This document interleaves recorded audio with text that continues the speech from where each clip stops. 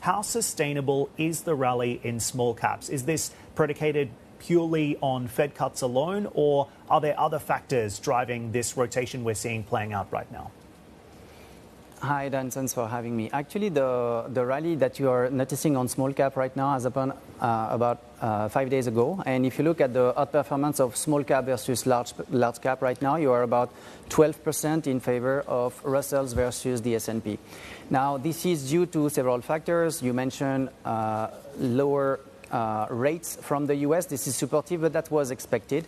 Trump leading now far above in the polls is also very supportive. And more importantly, if you look at the tech valuation, they are extremely expensive. Everything was priced for perfection. Obviously, yesterday is a game changer.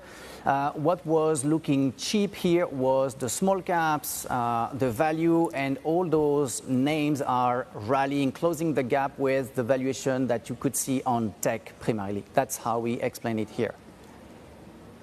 Could we see a deeper market correction here if we continue to sell mega cap tech and chips selling down? Definitely. And actually, this is what we are expecting here.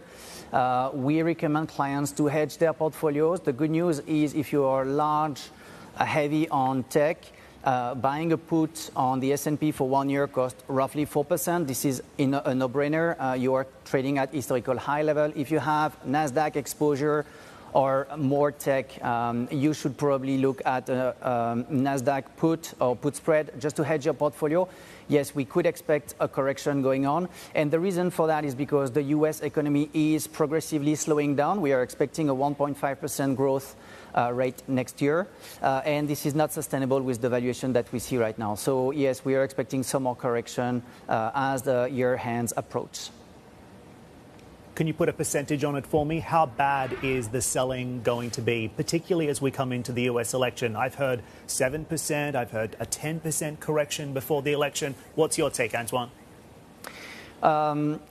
We would go even more than that. We would think that it's a 10 to 15% correction. And the reason is people are talking about a soft landing, which is being priced right now. If you have a 1.5% growth next year, you're going to reach the soft landing area, time at which people will start talking about a hard landing or a recession. And actually, we think that the odds of a recession have been completely erased right now by the markets.